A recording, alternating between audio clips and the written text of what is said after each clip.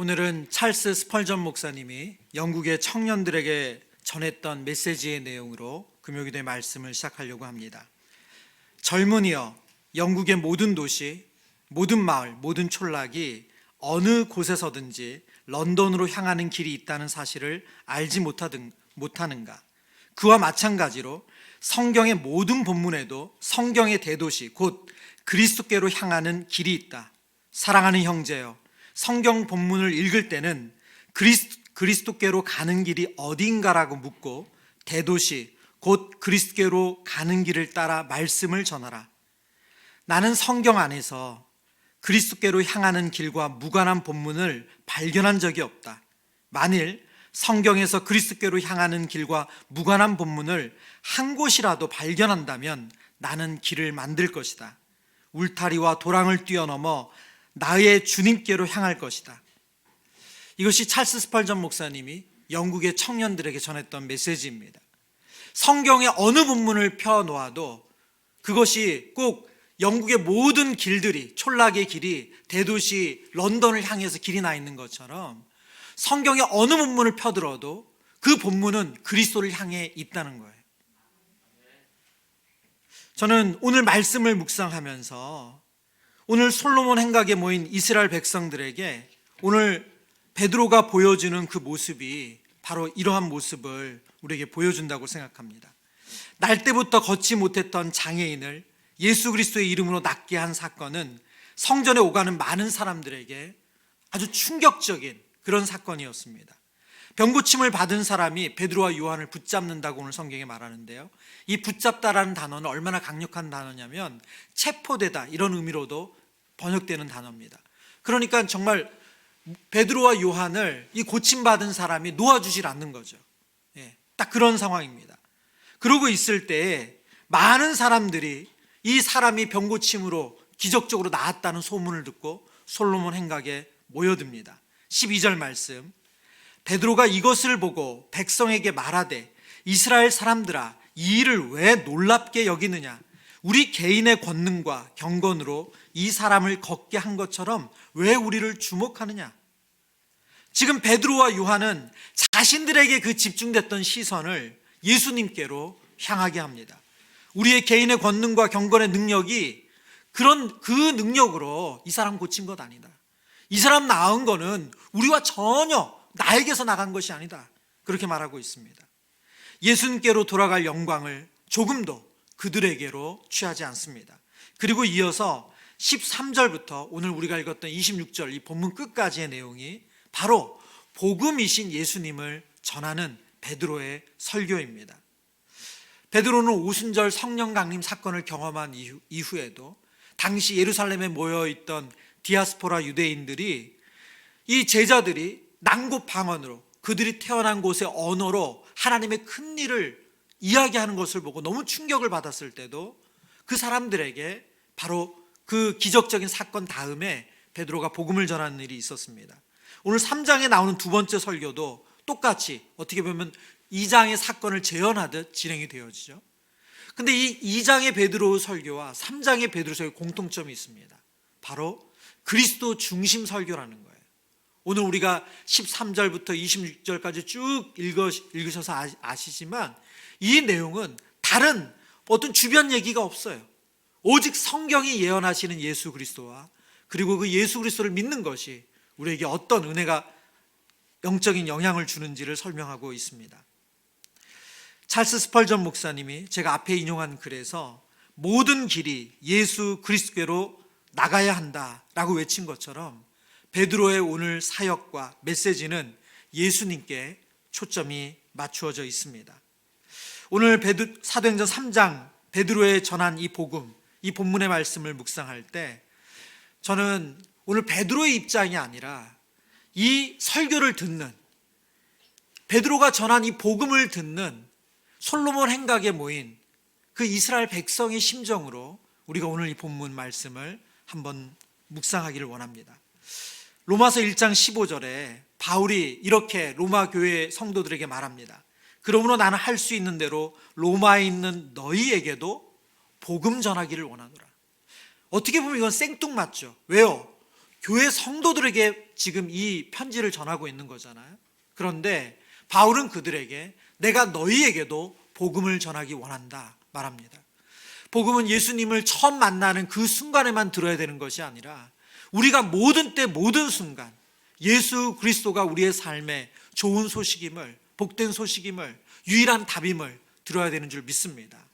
오늘 이 말씀을 베드로가 전한 이 복음의 내용을 우리가 다시 한번 들으면서 내 안에 이 복음이 능력이 되고 내 안에 이 복음이 우리에게 정말 지혜가 되는지 그것을 확인하는 은혜가 있기를 소원합니다.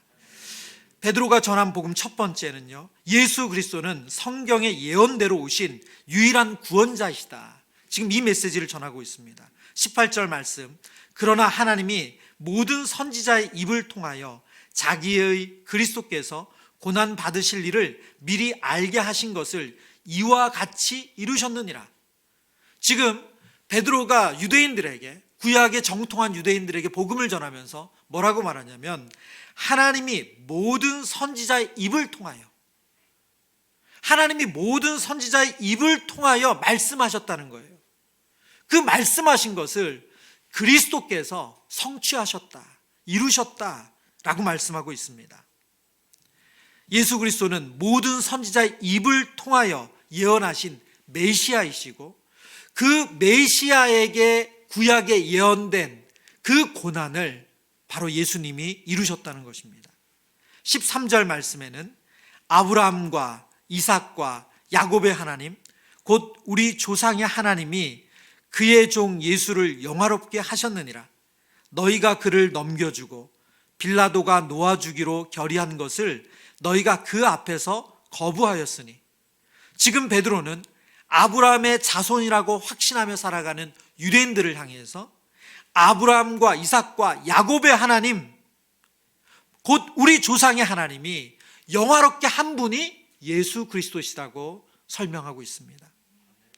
이어서 22절부터 24절의 내용을 보면요, 모세가 말하되 주 하나님이 너희를 위하여 너희 형제 가운데서 나 같은 선지자 하나를 세울 것이니 너희가 무엇이든지 그의 모든 말을 들을 것이라. 23절 같이 읽습니다. 누구든지 그 선지자의 말을 듣지 아니하는 자는 백성 중에서 멸망받으리라 하였고, 24절 같이 읽죠. 또한 사무엘 때부터 이어 말한 모든 선지자도 이때를 가르쳐 말하였느니라. 아멘. 지금 계속해서 베드로는 구약에 말씀하신 내용, 구약에 예언하신 그분이 바로 예수 그리스도라는 사실을 알려주는데, 지금 22절부터 24절은 누가 말하고 있는 겁니까? 이스라엘 백성들이 가장 존경하는 영적 리더, 말하자면 투표한다면 절대 바뀌지 않는 영적 리더 1순위가 모세예요. 그 모세가 나 같은 선지자 하나를 하나님께서 세우실 것이고 그가 말하면 모든 말을 너희가 들으라 했는데 그분이 바로 예수 그리스도시라는 거예요. 그리고 사사시대를 끝내고 왕정시대를 시작한 인물이 사무엘 선지자입니다. 그 사무엘 선지자를 예를 들어서 또한 사무엘 때부터 이어 말한 모든 선지자도 이때를 가리켜 말하였느니라. 지금 베드로의 초점은 어디에 있습니까? 예수님은 그냥 어디서 그냥 뚝 떨어진 분이 아니고 너희가 몰랐는데 알게 된 그런 무슨 후발주자처럼 오신 그런 분이 아니라 성경에서 오래전부터 예언하신 그분, 모세가 말한 그 선지자, 아브라함과 이삭과 야곱이 영화롭게 하신 바로 그분이 예수 그리스도시라는 거예요. 찰스 스펄전이 말한 대로 성경을 펼쳐서 모든 성경은 예수 그리스도를 가르치고 있다는 것을 지금 베드로가 이 말씀을 통해서 알려주고 있습니다. 그러면 2022년을 살아가는 우리에게도 유일한 구원자는 성경에서 말씀하시는 예수 그리스도밖에 없다는 것을 여러분 믿으십니까? 여러분, 우리가 과거와 상상할 수 없는 기술, 그런 편안한 세상을 살아가지만 진리이신 예수 그리스도는 변함이 없습니다. 오늘도 우리의 몸과 영혼을 구원할 분은 오직 예수 그리스도밖에 없는 줄 믿습니다. 우리가 믿는 복음은 성경에 근거합니다. 누가 전해준 아름답고 감동적인 이야기가 아니라 하나님의 감동으로 쓰여진 이 성경 말씀, 이 성경에 전하여 준 그 복음이 우리를 살리는 줄 믿습니다. 그래서 놀랍게 성경이 번역되는 곳마다 믿음의 역사, 구원의 역사가 일어나는 것을 기독교 역사는 끊임없이 보여줬습니다. 그 대표적인 나라가 바로 우리나라예요. 우리나라는 놀랍게도 복음이 전해지는 이 정말 이해할 수 없는 그런 복음이 전해지는 역사들이 있었거든요. 근데 그 배경이 뭐냐? 바로 하나님의 말씀이 우리에게 전해졌기 때문에 그래요. 전에도 한번 제가 설교 시간에 말씀드린 적이 있는데요.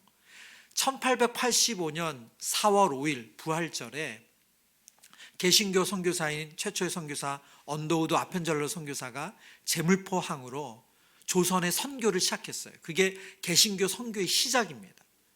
그런데 개신교 선교사들이 제물포항을 통해서 첫 발을 내딛는 그때 그들 손에 뭐가 들려 있었냐면 우리말로 번역된 요한복음 쪽복음이 있었어요.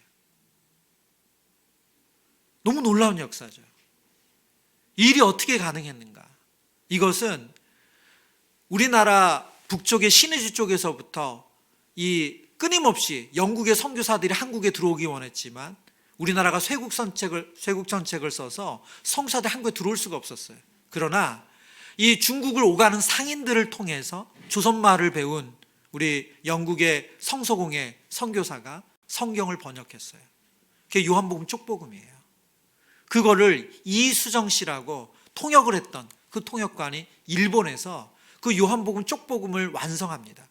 그리고 언더우드 아펜젤러 선교사가 한국으로 바로 조선으로 들어온 것이 아니라 일본에 거쳐서 인천항으로 들어왔기 때문에 그들이 거기서 요한복음 성경을 들고 한국 땅을 밟게 돼요. 그리고 그들이 정말 충격을 받아요. 왜냐하면 그 시대에 우리나라에는 어떤 사람들이 있었냐면 권서인, 매서인이라고 있었어요. 권서인은 책을 권하는 사람이죠. 매서인은 책을 파는 사람이에요. 무슨 책을 팔까요? 성경을 파는 거예요. 성경을 권하는 거예요. 이들이 선교사들이 못 가는 방방곳곳을 돌아다니면서 성경을 팔고 성경을 권했습니다. 그리고 놀랍게 목사, 선교사가 들어가기 전에 그 교회에 신자들이 있었어요. 이것이 성경을 통해서 전해지는 복음의 역사예요. 찰스 콜슨이 쓴 순전한 믿음이라는 책에 나오는 중국 그리스도인들의 이야기입니다. 중국에서 모태똥이 문화혁명을 일으켰을 때의 일인데요. 홍위병과 그리고 아주 젊은 대학생들, 고등학생들이 도시와 읍, 마을에 몰려다니면서 당시 모태똥 사상을 따르지 않는 사람들을 조직적으로 박해를 했습니다. 통계에 따르면 1억 명이 고문과 수용소 강제 노동에 희생되었다고 말하고요. 100만 명이 처형되었다고 합니다. 성경을 갖고 있다가 발각되면 최소한 고문을 당하거나 투옥됩니다.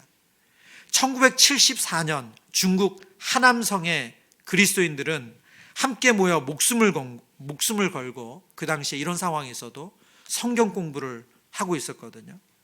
하남성 가정교회는 성경 한 권만 있어도 행복했다고 합니다. 그러니까 교회 전체에 성경이 한 권밖에 없는 거예요. 근데 그러면 그들이 어떻게 성경을 공부했나? 성경 공부에 사용되는 성경은 일일이 다 손으로 베껴서 그들이 성경을 읽었다고 해요. 그리고 교회는 그러니까 이 성경을 이 성도들이 여러 부분으로 필사해서 나눠 가지고 있는 거예요. 그리고 왜 그렇게 해서 각기 집에 보관하냐면 만약에 한 집을 급습해가지고 성경을 뺏기면 그 교회 전체가 성경을 잃어버리는 거잖아요. 1949년 모태똥이 권력을 잡았을 때 중국에 400명가량의 그리스도인이 있었습니다. 지금 중국의 그리스도인은 이 책이 쓰여진 이게 우리 찰스 콜슨 목사님 우리 찰스 콜슨이 이 책을 쓸 때도 조금 그렇게 아주 오래된 것은 아니지만 수년 전이거든요. 근데 지금 그 책에서는 지금 중국의 그리스도인을 1억에 이른다 이렇게 표현했는데 지금 통계적으로 훨씬 많습니다. 네. 어떤 사람들은 한때 무신론 지역으로 여겼던 하남성이 기독교의 열기에 사로잡혔다고 합니다. 그러면서 이 책에서 이렇게 말해요. 중국 교회가 이렇게 부흥한 이유가 어디 있는가? 손으로 쓴 요한복음 한 장을 떨리지만 감사하는 손으로 붙잡고 있던 하남성의 젊은 여인들의 모습을 상상해 보는 것보다 더 나은 설명이 있을 수 있겠는가? 무슨 말입니까? 성경을 사랑했던, 성경을 통해서 예수 그리스도를 만난 그 그리스도인들이 바로 중국의 부흥의 영적 부흥의 답이라는 거예요. 여러분, 성경을 읽으면 예수님을 만납니다. 참 놀라워요. 성경을 읽으면 예수님을 만나요. 지금 베드로가 전한 복음의 핵심은 뭡니까? 예수님은 이런 일에서 좋은 분, 이런 기적을 행해서 능력 있는 분이 아니라 성경이 예언한 분이라는 거예요. 하나님께서 우리의 구원을 위해서 예언하시고 약속하신 분이라는 거예요. 그 사실을 읽고 깨닫게 되면 예수님을 인격적으로 만납니다. 두 번째, 베드로가 전한 복음은 죽은 자 가운데서 살아나신 그리스도를 믿어야 한다는 겁니다. 존 스토트 목사님이 그분의 책에서 오늘 이 베드로 사도행전 3장의 이 베드로의 설교 내용을 설명하면서요, 예루살렘 사람들이 예수님에게 보인 사중적인 모욕이 있다고 말해요. 사중적인 모욕. 그 모욕을 지금 베드로가 설교 가운데 꺼리낌 없이 지금 그걸 이야기한다고 말합니다. 저희가 읽었던 내용이어서 제가 쭉 그 사중적 모욕을 얘기해 보겠습니다. 너희가 저를 넘겨주고, 그게 첫 번째고요.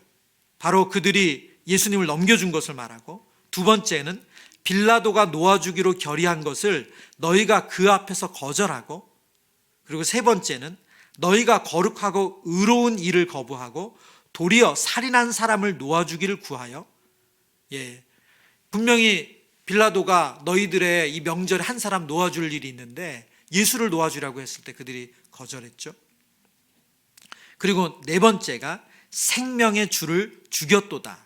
이 네 가지가 존 스토트 목사님이 예루살렘 백성들이 예수님께 행한 사중적인 모욕이라고 말합니다.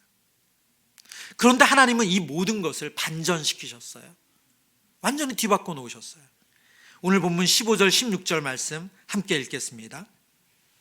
생명의 주를 죽였도다. 그러나 하나님이 죽은 자 가운데서 그를 살리셨으니 우리가 이 일의 증인이라. 그 이름을 믿음으로 그 이름이 너희가 보고 아는 이 사람을 성하게 하였나니 예수로 말미암아 난 믿음이 너희 모든 사람 앞에서 이같이 완전히 낫게 하였느니라. 아멘. 생명의 주를 죽였지만 하나님은 어떤 일을 벌이셨습니까? 그러나 하나님이 죽은 자 가운데서 그를 살리셨어요. 그들은 예수님을 넘겨주고, 그들은 빌라도가 놓아주겠다는데 거절하고, 그리고 또 다른 사람을 놓아줄 수 있는, 또 한 사람을 놓아줄 수 있는 기회가 있는데 그것마저도 거절하고, 그리고 생명의 주를 죽였지만 하나님은 죽은 자 가운데서 예수님을 살리셨습니다. 우리가 예수님을 믿는다는 것은 십자가에 죽으시고 다시 살아나신 예수 그리스도를 믿는 것입니다. 지금 성전 미문에 앉아 선천적인 장애를 가진 사람이 회복되게 된 것은 베드로와 요한이 바로 죽음에서 부활하신 예수 그리스도는 이런 병도 고칠 수 있다는 믿음으로, 그 예수 그리스도에 대한 믿음으로 그의 손을 잡고 일으켰기 때문이에요. 복음의 핵심이 무엇입니까? 예수 그리스도께서 나의 죄를 대신하여 십자가에 죽으시고 다시 살아나셨다는 거예요. 그리고 우리가 이 소식을 좋은 소식, 복음이라고 말합니다. 마땅히 죄로 인해 죽어야 할 사람이 생명을 얻을 수 있는 길이 예수님으로 인해 열렸기 때문에, 그래서 이것이 복음이죠. 에베소서 2장 1절 말씀, 그는 허물과 죄로 죽었던 너희를 살리셨도다. 아멘. 허물과 죄로 죽었던 우리가 부활하신 예수 그리스도의 능력으로 살아난 것, 이것이 복음이고 이것이 우리에게 값없이 주어졌기에 은혜인 줄을 믿습니다. 그리고 이 은혜는 죽은 이후에 우리의 삶에 영향을 미치는 것이 아니라 예수 그리스도를 모시는 그 순간부터 우리의 삶의 능력이 됩니다. 복음이 우리 삶의 능력이 된다는 것은 예수님을 인격적으로 만나서 그분의 말씀과 능력을 그대로 믿고 따르게 된다는 거예요. 여러분, 복음이 능력이다 그 말은 지금 베드로와 요한이 이 선천적인 장애를 가진 사람을 이렇게 손으로 만져가지고 거기서 광선이 나서 그 사람을 고치는 능력이 됐다는 뜻이 아니에요. 만약에 그런 베드로와 요한이 능력이 있다면 베드로, 요한이 만나는 사람, 손잡는 사람마다 그 병이 다 떠나가는 게 맞아요. 꼭 우리가 영화 속에서 보는 히어로처럼. 그럼 그런 능력을 소유하고 있는 거잖아요. 근데 베드로와 요한은 그런 능력이 있는 사람이 아니에요. 우리가 복음의 능력이라고 말하는 것은 베드로가 설교하면 그 설교할 때 무슨 베드로에게 무슨 신비한 능력이 나타나서 그 목소리를 듣고 그 말을 듣는 사람들이 다 눈물 콧물 쏟고 나와서 울며 나와서 회개하고 돌아오는, 그게 복음의 능력이 아닙니다. 그들은 똑같아요. 그들은 똑같은 사람이에요. 그런데 성령이 충만하여져서 예수님의 말씀과 예수님의 능력을 의심 없이 온전히 신뢰하는 것, 여러분, 그게 복음의 능력이에요.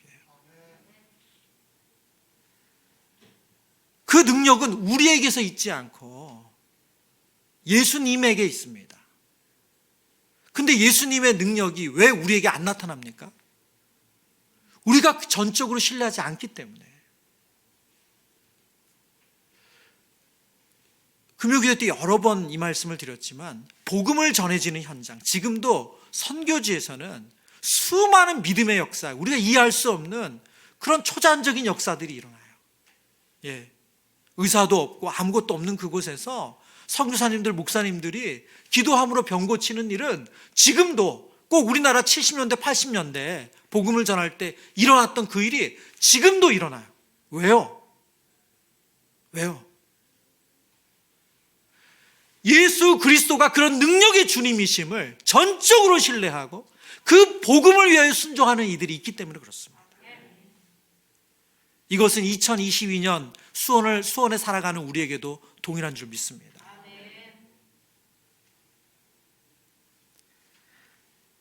복음이 능력이 된다는 것은 죽음을 이기고 살아나신 그리스도께서 막연한 대상이 아니라 인격적으로 경험되고 느껴지기에 그분의 능력과 그분의 지혜가 우리를 통해서 드러나는 것입니다.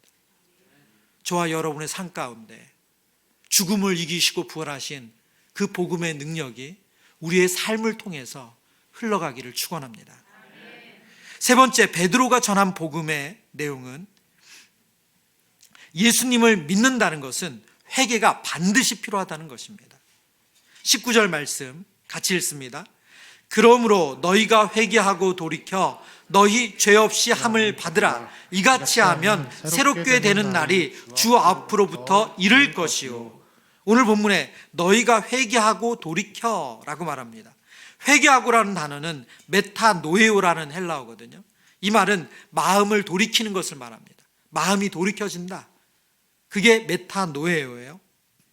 그리고 이어서 성경은 돌이켜라는 단어를 또 쓰고 있죠. 이 단어는 에피스트레포라는 단어인데 이것은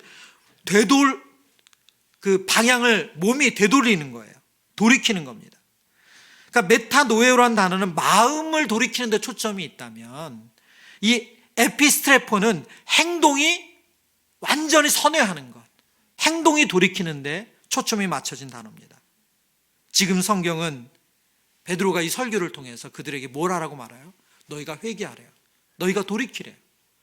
너희가 마음도 하나님께 돌아가야 되고 너희의 삶의 방향이 온전히 예수 그리스도로 돌이켜야 된다는 거예요. 그게 회개래요. 신학적으로는 이 회개를 회심이라고 말합니다. 예수님께로 마음이 돌이켜지고 삶의 방향이 돌이켜지는 인생에 처음으로 예수님을 인격적으로 만나는 회심. 우리가 성경을 읽고 예배를 드리고 기도를 하고 봉사를 하지만 그 마음과 삶의 방향이 예수님께로 돌아서는 일이 일어나지 않았다면 오늘 본문을 근거로 진정 그리스도를 믿는 것이 아니죠. 오늘 이 자리에 계신 모든 성도님들이 예수님께로 마음이 돌이켜져 있고 삶의 방향이 돌이켜져 있는 회심의 은혜, 인격적으로 주님을 만나는 은혜를 경험하신 분들이길 축원합니다. 그리고 만약 그런 경험이 아직 없다면 은혜를 구하시면 됩니다. 왜요? 하나님은 그 일을 기뻐하시고 우리에게 원하시기 때문입니다. 복음 전도가 우리의 노력 여하에 달려있지 않음이 우리는 여기서 또 하나 생각할 수가 있습니다. 우리가 복음의 내용을 잘 설명해서 지적인 동의, 내용상의 동의는 얻어낼 수가 있어요. 그러나 마음과 삶의 방향을 돌이키는 일은 우리가 할 수 있는 일이 아닙니다. 그것은 성령의 역사죠. 놀라운 것은 하나님이 이 일을 복음 전하는 현장에서 허락하신다는 거예요. 그리고 우리를 통해서 이 일을 행하기를 기뻐하신다는 것입니다. 지난주 금요기도 시간에 나눈 세 번째 대지의 내용이 모든 사람이 구원 얻기를 원하신다, 그런 메시지였습니다. 하나님이 이 땅에 모든 사람이 구원 얻기를 원하십니다. 그리고 그 영광스러운 일에, 하나님의 자녀가 되는 일에 우리를 사용하기를 원하십니다. 그 일처럼 중요하고 시급한 일이 없습니다. 여러분, 교회의 존재 이유는 영혼 구원이에요. 영혼을 구원하지 않는 교회는 존재 목적에 합당하지 않습니다. 그래서 저희가 이 밤에 기도할 때마다 영혼 구원을 위해서 간절히 은혜를 구하며 기도하는 것입니다. 2022년 올해 종교 인식 조사라는 게 했어요. 이제 계속 통계청에서 이런 조사들을 하는 조사 중에 하나인데요. 이 조사 가운데 최근 1년간 믿는 종교 변화 여부, 그러니까 최근 1년간에 당신의 종교가 변한 게 있냐라는 걸 조사를 한 거예요. 이 조사 내용에 보면 변화가 있는 사람이 우리나라 전체 인구 중에 9%였대요. 그러니까 예를 들어서 이런 믿음의 변화가 있는 사람이 9%라는 거죠. 10명 중 1명 정도가 변화가 있었다는 거예요. 종교 간의 이동이 있었던 거죠. 근데 그 내용 중에 종교 변화가 있다는 응답자 살펴보면 개신교가 12%고요. 불교가 9%고 천주교가 이제 8%였습니다. 그런데 이 통계에 보면 1년 전 개신교였던 신자가 사람들 중에 개신교를 이탈한 경우가 13%로 나타나더라고요. 이 통계 조사에 보면. 그러니까 지금 작년까지 2021년까지 개신교라고 이런 조사나 그리고 본인은 기독교라고 썼던 그분이 이제 저는 무신론자입니다 라고 하는 사람들이 13%라는 거예요. 이게 지금 우리나라의 영적인 상황입니다. 우리가 여러 가지 통계 조사나 이런 내용을 통해서 얼마나 우리가 영적으로 지금 이렇게 추운 겨울을 보내고 있는지 잘 알고 있습니다. 여러분, 정말 우리가 하나님 앞에 모여서 간절히 기도해야 될 때예요. 우리가 복음을 알지 못하는 분들에게 복음을 전하는 일뿐만이 아니라 교회 안에 있는 성도들에게 이 우리를 위해서 죽으시고 살아나신 예수 그리스도를 전하는, 이 복음을 전하는 일이 있어야 돼요. 여러분, 이분들이 정말 진정한 그리스도를 만났다면 교회를 떠났겠어요? 그런 의미에서 우리가 이 교회 문화에 익숙해지는 것을 신앙생활을 한다고 생각하면 그것은 성경이 가르치는 신앙생활이 아닙니다. 19절 말씀을 한 번 더 보고 이제 이 말씀을 나누고 마무리하려고 하는데요. 19절에 보면 베드로가 이 복음의 메시지를 전하면서 19절에 이런 말씀을 하고 있어요. 그러므로 너희가 회개하고 돌이켜 너희 죄 없이 함을 받으라. 이같이 하면 새롭게 되는 날이 주 앞으로부터 이를 것이래요. 새롭게 되는 날. 이 새롭게 되는 날이라는 이 의미는 마치 고통으로 인해서 숨을 제대로 이렇게 쉬지 못했던 사람이 말하자면 이 통풍이 잘 되는 넓은 곳 가서 숨을 쉬게 되는 것, 그런 편안함을 얻게 된다라는 의미가 오늘 본문에 쓰인 새롭게 된다는 뜻이에요. 무슨 말입니까? 평안을 얻는 거예요. 여러분, 우리가 예수 그리스도의 복음, 진정한 예수 그리스도를 만나면 우리 안에 오늘 이 표현대로 말하면 숨이 쉬어져요. 평안을 얻게 됩니다. 여러분의 삶 가운데 이 은혜가 있길 축원합니다. 그리고 우리 주변에 정말 이 숨을 쉬지 못하는 분들이 있어요. 예. 이 숨을 제대로 쉬지 못하는 분들이 있어요. 그분들에게 이 생명의 복음을 전하는 도구로 저와 여러분이 쓰임 받기를 축원합니다.